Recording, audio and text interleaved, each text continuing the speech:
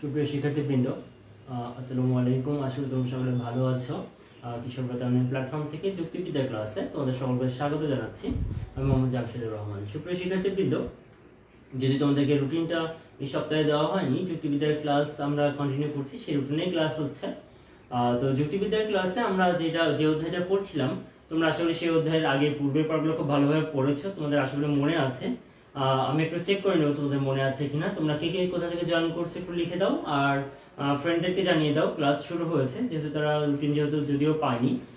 তো আমরা ক্লাসে কন্টেন্টে চলে যাব। আজকে আমরা কিন্তু গত ক্লাসগুলিতে যুক্তিবিদ্যার প্রথম পত্রের তৃতীয় অধ্যায় নিয়ে আলোচনা করছিলাম। তো তৃতীয় অধ্যায়ে আমরা কি কি পড়েছি তোমাদের মনে আছে আশা করি। তৃতীয় অধ্যায়ে আমরা যুক্তির উপাদান অধ্যায়টির নাম, এবং যুক্তির উপাদান অধ্যায়ে আমরা আমরা আলোচনা করেছিলাম পদ, শব্দ এবং পদ শব্দের মধ্যে পার্থক্য। আচ্ছা, তোমরা বলো তো, আমরা এই যে শব্দকে কয় ভাগে ভাগ করতে পারি পদের যোগ্যতা অনুসারে? তোমরা যদি আমাকে আনসার করে দিতে পারো যে পদের যোগ্যতা, মানে পদ হওয়ার যোগ্যতা সাপেক্ষে বা পদের যোগ্যতা সাপেক্ষে আমরা শব্দকে কয় ভাগে ভাগ করি, সেটা তোমাদের মনে আছে কিনা আমাকে একটু আনসার লিখে দাও। ক 2, খ 3 প্রকার, গ 4 প্রকার, আর ঘ 5 প্রকার। দেখি তোমাদের মনে আছে কিনা আনসার। এটা একটা আমাকে একটি কোশ্চেনের আনসার তোমরা করে দিবে। আর একটা হচ্ছে, দেখি কতদিনের পরে তোমরা মনে রাখতে পেরেছো কিনা, আমরা বাক্যের প্রকারভেদও কিন্তু পড়ছিলাম, আবার শব্দের প্রকারভেদ পড়েছি। আচ্ছা, বাক্যের প্রকারভেদের মধ্যে আমরা পড়েছি, আমরা সদর্থক নৈর্থক বাক্য পড়েছি, আমরা বিভিন্ন ধরনের যুক্তি বাক্য পড়েছি, আমরা বাক্য এবং যুক্তি বাক্য। আচ্ছা, একটা বলো তো, যে একটি যুক্তি বাক্যের কয়টি অংশ থাকে? একটি যুক্তি বাক্যের প্রধান অংশ কয়টি? একটু এই দুইটি কোশ্চেনের আনসার তোমরা আমাকে করে দাও। একটি যুক্তি বাক্যের প্রধান অংশ কয়টি? এখানেও ঠিক একই ধরনের মজার অপশন, একই দেখো দুইটারই একই অপশন আসছে, বাট আনসার কি হবে সেটা বলতে হবে। ওকে, দেখি মনে আছে কিনা। একটি যুক্তি বাক্যের প্রধান অংশ কয়টি? তাহলে এই হচ্ছে আজকে আমি দেখি তোমাদের একটু রিভিউ করে নিলাম যে তোমাদের কি মনে আছে কিনা। এই দুটি কোশ্চেনের ঝটপট আনসার তোমরা আমাকে দিয়ে দাও। আমরা যুক্তি বাক্যের এরপরেই একটা খুব ইম্পর্টেন্ট টপিকে আজকে চলে যাব। আজকে যে তোমাদের নতুন একটা টপিকে, দেখি কে কে আনসার করতে পেরেছো। নুসরাত নিপা দেবেন্দ্র কলেজ থেকে, আচ্ছা ভেরি গুড নিপা। মরিয়ম আক্তার আছো, মোমো আছো, সেতু আছো, নুসরাত নিপা পাস। না নিপা, আনসারটা হয়নি। তুমি কি প্রথম কোশ্চেন আনসার করেছো? এটা দুইটি কোশ্চেনেরই যেটি আনসার সেটি হচ্ছে যে 3 প্রকার। একটি পদের যোগ্যতা সাপেক্ষে আমরা পদ হওয়ার যোগ্যতা সাপেক্ষে পদ হওয়ার বা বলতে পারো পদ হওয়ার যোগ্যতা সাপেক্ষে আমরা শব্দকে 3 ভাগে ভাগ করি। একটি হচ্ছে পদযোগ্য শব্দ, সহপদযোগ্য শব্দ এবং পদ নিরপেক্ষ শব্দ। আর একটি যুক্তি বাক্যের প্রধান অংশ 3টি, সেটি হচ্ছে উদ্দেশ্য, তারপরে হচ্ছে সংযোজক এবং বিধেয়। উদ্দেশ্য, সংযোজক এবং বিধেয়। তোমাদের যারা ক্লাস রেগুলার করেছো, আসলে রুটিন নাই বলে হয়তো অনেকে তোমরা জানো না, তোমরা শেয়ার করে দিলে ফ্রেন্ডরা জেনে যাবে। 1 কে 3 সেতু সঠিক আনসার করেছো, ভেরি গুড সেতু। তারপর মরিয়ম আক্তার আনসার করে ফেলো তুমি ঝটপট। ওকে, ভেরি গুড। তাহলে সেতুর আনসারটা সঠিক হয়েছে, ধন্যবাদ সেতু। এরপরে আমরা আসি আমাদের আজকের টপিক যেটা, সেটা নিয়ে আমরা একটু আলোচনা শুরু করব। আগের যে অংশগুলো পড়িয়েছি বলো তো, তার মধ্যে কোনো তোমাদের বুঝতে কোনো সমস্যা আছে কিনা কমেন্ট বক্সে তোমরা জানিয়ে দিবে। সেখানে তোমাদের বুঝতে কোনো প্রবলেম হলে অবশ্যই আমাকে জানাবে। আমরা যুক্তিবাক্যের যে প্রকারভেদ পড়েছিলাম, সেখানে যুক্তিবাক্যের প্রকারভেদ পড়ার ক্ষেত্রে আমাদের কিন্তু একটা প্রকারভেদ, যদি একটা লাস্ট যেটা বাকি ছিল সেই প্রকারভেদটাতে আমরা আসছি। সেটা হচ্ছে যে একটি যুক্তিবাক্যের সত্য হওয়ার সাপেক্ষে আমরা যুক্তিবাক্যকে ভাগ করে থাকি। যুক্তিবাক্যের সত্য হওয়ার সাপেক্ষে আমরা সত্য হওয়ার সাপেক্ষে আমরা কি বলেছি, যে একটি যুক্তিবাক্য হয় নেতিবাচক হতে পারে, মানে নৈর্থক হতে পারে বা সদর্থক হতে পারে। আবার বলেছি যে যুক্তিবাক্য কি হতে পারে, সার্বিক হতে পারে বা বিশেষ হতে পারে। তাহলে এই যে গুণ ও পরিমাণ অনুসারে আমরা যুক্তিবাক্যকে 4 ভাগে ভাগ করেছিলাম। পরিমাণ অনুসারে আমরা যুক্তিবাক্যকে 4 ভাগে ভাগ করেছি। সেটি হচ্ছে কি এ যুক্তিবাক্য, ই যুক্তিবাক্য, আই যুক্তিবাক্য আর ও যুক্তিবাক্য।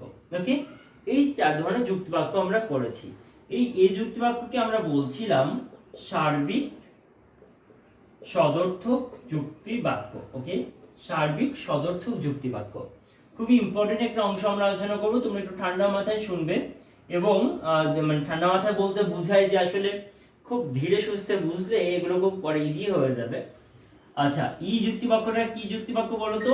সার্বিক নৈরর্থক যুক্তিবাক্য, সার্বিক নৈরর্থক যুক্তিবাক্য। ওকে, আই যুক্তিবাক্য হচ্ছে বিশেষ সদর্থক, বিশেষ সদর্থক। লাস্টেরটা বলো তো ও যুক্তিবাক্য কোন ধরনের যুক্তিবাক্য? দেখি মনে আছে কিনা। ও কিন্তু বিশেষ, ও কি যুক্তিবাক্য? বিশেষ এবং নৈরর্থক।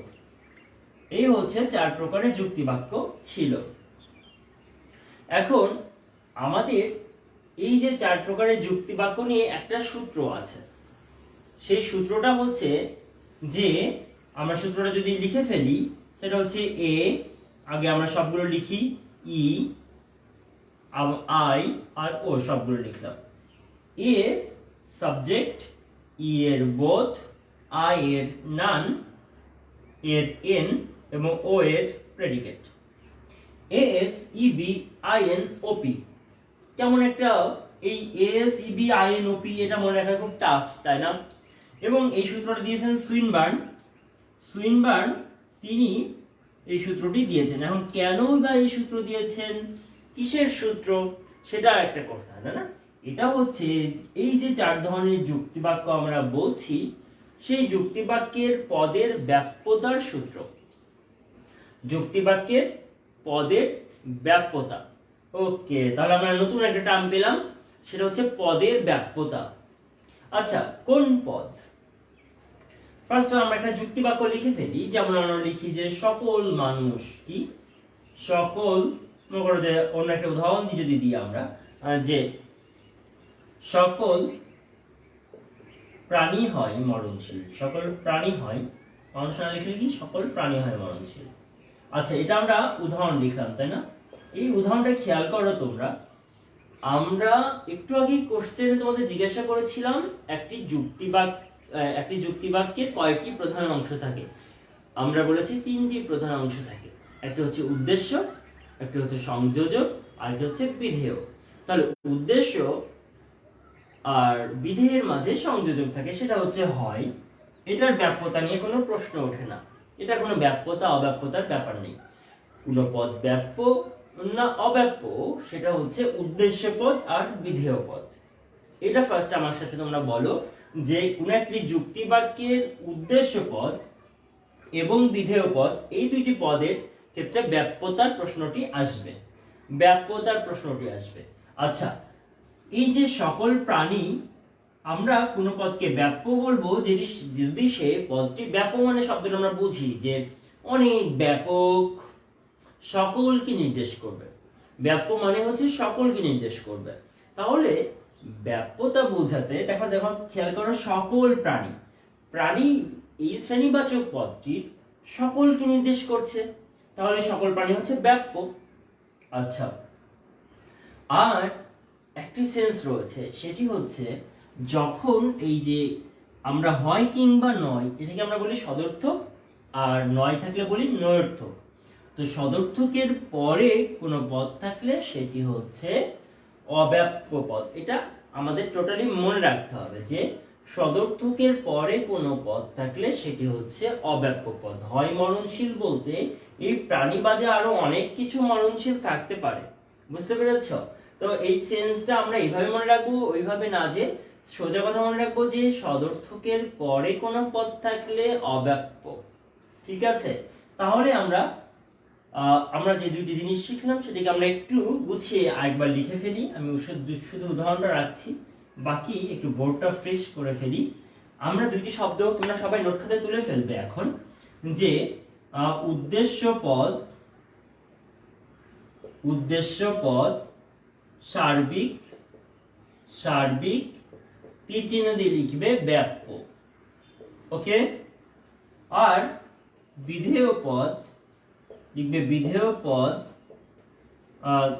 নৈর্থক নৈর্থক পরবর্তী লিখবে নৈর্থকের পরে বা পরবর্তী শব্দটা লিখে সংক্ষেপে হয় নৈর্থক পরবর্তী বিধেয় পদ হচ্ছে ব্যাপ্য। তাহলে ব্যাপ্যর ক্ষেত্রে দুইটি কিন্তু দেখো ব্যাপ্য লিখেছি, এখানে দুইটি ভাগ করেছি, একটা হচ্ছে উদ্দেশ্য পদ, একটা হচ্ছে বিধেয় পদ। যে কোনো যুক্তি বাক্য মানে যে 4 প্রকার যুক্তি বাক্য আমরা পড়েছি, এই 4 প্রকার যুক্তি বাক্যেরই উদ্দেশ্য পদটি ব্যাপ্য না অব্যাপ্য সেটা আমরা ডিপেন্ড করবে সেটি সার্বিক না বিশেষ তার উপরে। আমরা 4 রকমই মনে রাখবো না, আমরা শুধু একটা কথা মনে রাখবো, সার্বিক পদ হলে সেই পদটি ব্যাপ্য উদ্দেশ্য পদের ক্ষেত্রে। ওকে, আর বিধেয় পদের ক্ষেত্রে নৈর্থক মানে নয়ের পরে, নৈর্থক পরবর্তী মানে আমরা মনে রাখবো যে 9 প্লাস বিধেয় এটা হচ্ছে ব্যাপ্য। সোজা কথা, 9 প্লাস বিধেয় ব্যাপ্য। তোমরা নৈর্থক পরবর্তীর নিচে এই শব্দটি লিখে রাখবে যে 9 প্লাস বিধেয় মানে হচ্ছে ব্যাপ্য। তাহলে ব্যাপ্যতা যেইগুলি ব্যাপ্য তার অপোজিট গুলো অব্যাপ্য। তাহলে আমরা এই একটা বক্স করার পরে আমরা আরেকটা বক্স খুব সুন্দর করে লিখতে পারি, সেটা হচ্ছে যদি উদ্দেশ্য, আমরা মনে রাখবো যে কোনো একটি, আমাদের সবগুলো মনে রাখার দরকার নেই। উদ্দেশ্য পদ যদি হয় বিশেষ তাহলে সেটি অব্যাপ্য, আর বিধেয় পদ যদি হয় সদর্থক পরবর্তী তাহলে হবে সেটি অব্যাপ্য। তাহলে অব্যাপ্যের জন্য আমরা দুইটি পেলাম, সদর্থক পরবর্তী মানে তোমরা লিখো হয় প্লাস বিধেয়, হয় প্লাস বিধেয় হলেই সেটা অব্যাপ্য। এইটাই হচ্ছে, এইটা একটা বক্স করো। তাহলে এই দুইটি বক্স তোমরা করে ফেলো। আমরা যেকোনো একটি বক্স মনে রাখলেই আমাদের হবে। ওকে, যেকোনো একটি বক্স মনে রাখবো আমরা, যে আমি মনে করি তোমাদের এটা মনে রাখা সহজ।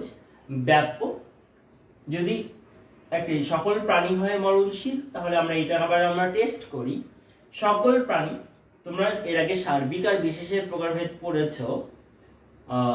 যেই উদ্দেশ্য নিয়ে কথা বলা হয় সেই উদ্দেশ্যে যেমন এই প্রাণী নিয়ে কথা বলা হচ্ছে, প্রাণীটা এখানে উদ্দেশ্য পদ, এই প্রাণীর সকলকে নির্দেশ করলে সেটা সার্বিক, বা কোনো দ্বারা বা সকল দ্বারা নির্দেশ করলে সেটি সার্বিক, আর যদি কিছু দ্বারা নির্দেশ করতো সেটা বিশেষ। তাহলে আমরা বলেছি সার্বিক, উদ্দেশ্য পদটা সার্বিক হলে সেটা ব্যাপ্য। তাহলে এটা সকল দিয়ে আছে সেটা তাহলে সার্বিক মানে ব্যাপ্য, এটাকে আমরা এখন তাহলে লিখতে পারি ব্যাপ্য। ওকে, আবার দেখো এটা সদর্থক, এটা হয় এর পরে আছে, আমরা কি লিখেছি হয় এর পরে যদি থাকে তাহলে সেটা হবে অব্যাপ্য। তাই যেহেতু এটা হয় এর পরে আছে তাই এটা অব্যাপ্য। যদি আমরা বলেছি 9 এর পরে থাকলে ব্যাপ্য হতো, তাহলে হয় এর পরে আছে তাই এটাকে আমরা এখন বলবো অব্যাপ্য। তাহলে আমাদের একটি যুক্তি বাক্যের কোন পদ ব্যাপ্য কোন পদ অব্যাপ্য এটা আমরা খুব স্পষ্টভাবে সহজে বুঝতে পারবো। আবার বলছি, দেখি তোমাদের কার কি কোনো বুঝতে সমস্যা আছে কিনা। পলাশ চলে এসেছো, উদ্দেশ্য পদ সার্বিক ব্যাপ্য বিধেয় পদ নৈর্থক পরবর্তী, ভেরি গুড। ওকে,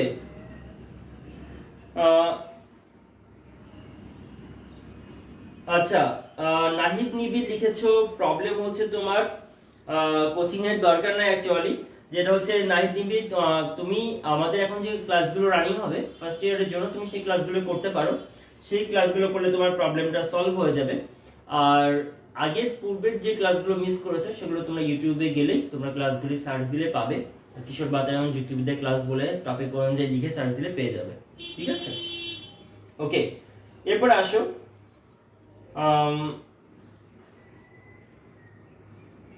আচ্ছা, এরপরে আমরা আসি তাহলে আমাদের মূল যে কথাটা, তাহলে আমাদের বোঝা আশা করি হয়ে গিয়েছে। তোমাদের সবার কাছ থেকে আমি আশা করব এই দুইটি চার্ট তোমরা তুলে নিবে এবং তোমরা মনে রাখার জন্য এই দুটি ফলো করবে। শুধু এই একটি মনে রাখলেই হবে, সার্বিক হলে ব্যাপ্য উদ্দেশ্য, তাহলে অপরটা কি আছে বিশেষ, বিশেষ হলে অব্যাপ্য, বাদ। তাহলে সার্বিক হলে ব্যাপ্য এটা মনে রাখবো, আর নেগেটিভ হলে নেগেটিভ বাক্যে মানে 9 দিয়ে 9 এর পরে থাকলে ব্যাপ্য। তাহলে ব্যাপ্য হতে হলে দুটো জিনিস, উদ্দেশ্যে সার্বিক আর বিধেয়ে 9, বিধেয়ে 9 দিয়ে থাকবে তাহলে ব্যাপ্য, উদ্দেশ্যে সার্বিক হলে ব্যাপ্য, তাহলে তার অপোজিট যেটা সেটা হতে পারে কি উদ্দেশ্য বিশেষ হলে অব্যাপ্য, আর বিধেয়ের আগে হয় থাকলে অব্যাপ্য। সিম্পল। তাহলে আমরা এখন 4 ধরনের সেন্টেন্সের উদাহরণ আমরা লিখব এবং সবগুলোর অব্যাপ্যতা এবং ব্যাপ্যতা নির্ণয় করব। প্রথমে আমরা এই যুক্তিবাক্যের একটি উদাহরণ লিখে ফেলেছি। এটি হচ্ছে একটি সার্বিক এবং সদর্থক যুক্তিবাক্য, এবং এই সার্বিক সদর্থক যুক্তিবাক্যে প্রথমটা উদ্দেশ্য, এটা ছিল সার্বিক, তাই এটাকে আমি লিখেছি ব্যাপ্য। এটা হয় প্লাস রয়েছে, কি প্লাস রয়েছে, হয় প্লাস রয়েছে, তাই এটাকে আমি লিখেছি অব্যাপ্য। এবার আসি ই যুক্তিবাক্যে। ই যুক্তিবাক্যে আসে আমি যদি একটা উদাহরণ লিখি, যে কোনো বললাম যে কোনো পশু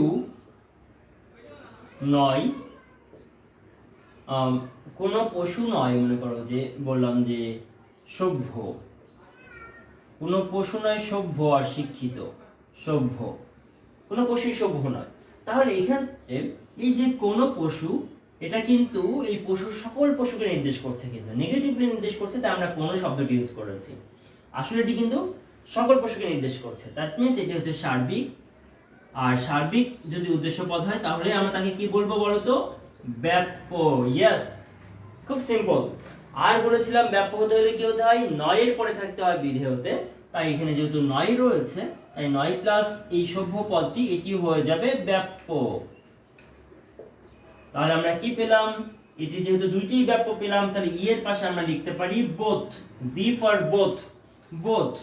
বোথ মানে হচ্ছে যে উদ্দেশ্য পদ ব্যাপ্য, বিধেয় পদ ব্যাপ্য। ওকে। আর এ এর ক্ষেত্রে আমরা কি লিখতে পারি, এই এর ক্ষেত্রে ব্যাপ্য হচ্ছে শুধু কি সাবজেক্টটা ব্যাপ্য। কি ব্যাপ্য, সাবজেক্ট ব্যাপ্য, তাই এর সাথে এস ফর সাবজেক্ট। ওকে। তাহলে এতে এ যুক্তি বাক্যের সাবজেক্ট ব্যাপ্য, ই যুক্তি বাক্যের সাবজেক্ট এবং প্রেডিকেট দুইটাই ব্যাপ্য। এরপর আসো আই যুক্তি বাক্যের একটা উদাহরণ লিখি। বলা হলো কিছু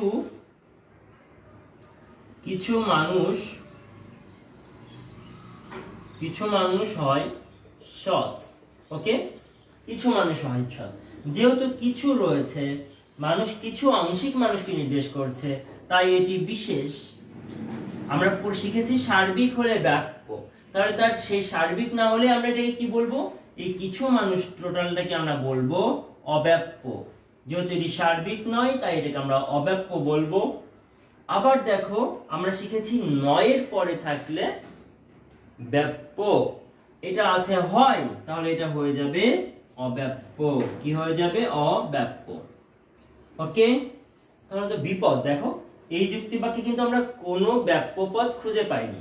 উদ্দেশ্য পদ অব্যাপ্য, কিছু মানুষ সার্বিক নয়, তাই আমি বলেছি অব্যাপ্য। আবার হয় প্লাস রয়েছে, তাই এটাকেও বলেছে অব্যাপ্য। তাহলে এটি নান, কোনোটাই ব্যাপ্য নয়। আমরা যে সূত্রটা প্রথমে শিখেছিলাম, খুব আমাদের কাছে কেমন যেন লাগছিল, সেটাকে আমরা এখন খুব সহজ হয়ে যাবে, তোমরা বুঝতে পারছো। দেখো আমরা already A S E B R I নান লিখে ফেলেছি। এরপর আর একটা আছে ও দিয়ে আমরা এখন সেটা দেখব। দেখো আই এর কোনোটি ব্যাপ্য নয়, এটা কিসের সূত্র, এটা হচ্ছে ব্যাপ্যতার সূত্র। কিসের সূত্র, ব্যাপ্যতার সূত্র দিয়েছেন সুইনবার্ন। ঠিক আছে।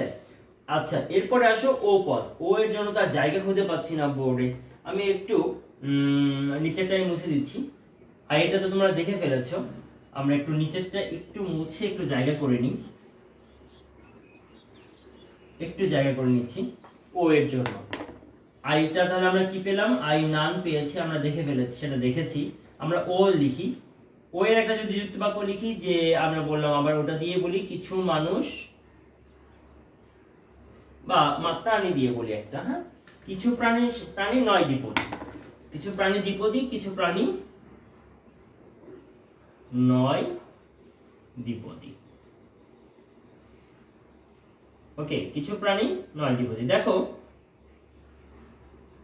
তো কথা হচ্ছে, এই যে কিছু প্রাণী নয় দ্বিপদী লিখলাম, এখানে এই যে কিছু প্রাণী, এই বাক্যর এই যে এটা কিছু, তাই না, এটা হচ্ছে কি বিশেষ। এটা কি বিশেষ না, সার্বিক তো, সার্বিক তো হয়নি, তাহলে যেহেতু বিশেষ, তাই এটাকে আমরা বলবো অব্যাপ্য। আমরা শিখেছি সার্বিক হলে ব্যাপ্য হবে শুধু, বাকিটা অব্যাপ্য। আবার আমরা শিখেছিলাম নয়ের পরে থাকলে বিধেয় পদটি সেটি হবে ব্যাপ্য, তাই নয় দ্বিপদী রয়েছে, তাই এটাকে আমরা বলবো ব্যাপ্য। আচ্ছা বলো তো, তাহলে ও এর ক্ষেত্রে সাবজেক্টটা কিন্তু ব্যাপ্য হলো না, কিন্তু প্রেডিকেট বা বিধেয়টা হলো ব্যাপ্য।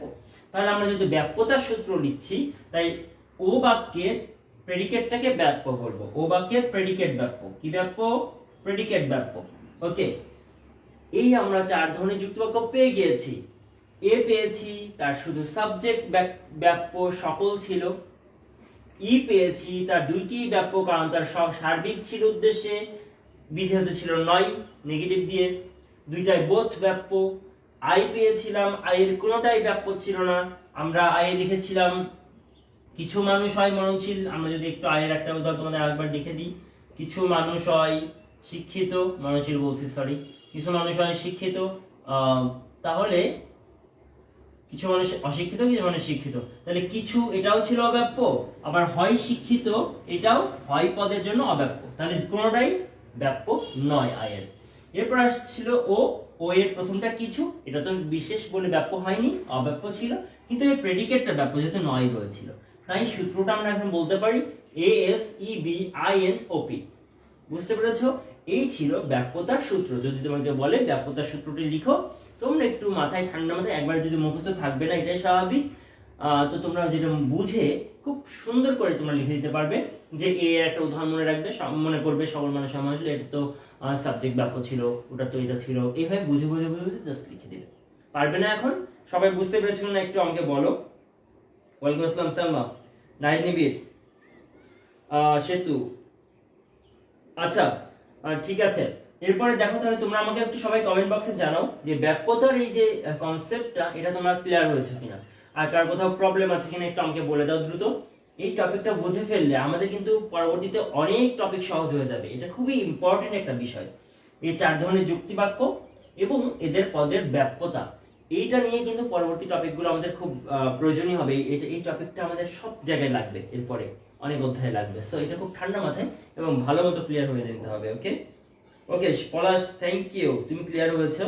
সেতু, এই পি ফর প্রেডিকেট, সেতু পি তো হচ্ছে, পি হচ্ছে প্রেডিকেট। হ্যাঁ পলাশ বলেছে সূত্রটা সহজেই বুঝতে পেরেছে, সহজ। হ্যাঁ সূত্রটা তো সহজ, সমস্যা হচ্ছে যে এই সূত্র আমাদের ওইভাবে মনে থাকে না যখন পরবর্তীতে অ্যাপ্লাই করতে যায়। সো আমাদের এই সেন্সটা মনে রাখতে হবে যে সার্বিক ব্যাপক আর নয় হচ্ছে ব্যাপক, এইটুকু মনে রাখতে হবে। শুধু সার্বিক ব্যাপক আর নয় ব্যাপক মানে ব্যাপ্য, বাকিগুলো অব্যাপ্য, এটা মনে রাখতে হবে। ঠিক আছে? নিপা বলেছে স্যার একটু ঝামেলা ঝামেলা মনে হচ্ছে, আসলে প্রথম প্রথম দেখছো এই জন্য ঝামেলা মনে হচ্ছে। তোমার কাজ হবে, তোমাদের হোমওয়ার্ক যেটা হবে সেটা হচ্ছে যে সবাই এটার চার ধরনের যুক্তি বাক্য লিখবে। আমি যেভাবে লিখেছি একটা করে উদাহরণ, তার ব্যাপ্য অব্যাপ্যগুলো লিখবে, বুঝে বুঝে একবার করবে, খুব সিম্পল হয়ে যাবে। ঠিক আছে? আমাদের আজকে এই টপিকটা যেহেতু আজকে আমাদের এই টপিকটা নিয়ে আমরা আলোচনা করব, এই ছোট একটা টপিক, কিন্তু এটা খুব যেহেতু ইম্পর্টেন্ট টপিক। আর তোমাদের আগে কোনো টপিকে কোনো প্রবলেম আছে কিনা আমাদেরকে বলো। এর পরের দিন আমরা যুক্তিবাক্যের রূপান্তর নিয়ে আলোচনা করব, যে একটা স্বাভাবিক বাক্য থেকে কিভাবে যুক্তিবাক্যে রূপান্তর করতে হয় সেটা, সেই ইম্পর্টেন্ট রুলগুলো নিয়ে আলোচনা করব। তোমরা এই পরের ক্লাসটি খুব ইম্পর্টেন্ট হবে, তোমরা সেটাতে থাকবে। আর তারপরেই আমরা আবার যুক্তিবাক্যের যে ডিটেলস, যে কিছু প্রকারভেদ রয়েছে সেগুলোতে আমরা আরো যাব এবং সেগুলোর বিভিন্ন গুণ দেখব, কোন পদ থেকে কোন পদের রূপান্তর করে যুক্তিবাক্যে রূপান্তর করা যায় কি যায় না, নানা ধরনের প্রকারভেদ রয়েছে, আমরা সেগুলো দেখব। তো তোমরা এই পর্যন্ত বাড়ির কাজটা করবে, আগের টপিকগুলো প্রকারভেদগুলো খুব ভালো করে দেখে রাখবে। আজকে আমি এই ছোট টপিকেই ক্লাসটি শেষ করব। তোমাদের কাজ হবে এটা একদম ক্লিয়ার, আমি নেক্সট দিন কিন্তু ধরবো সবাইকে, দেখবো কে কে কেমন পারে। ঠিক আছে? কারোর জন্য ভুল না হয়। হ্যাঁ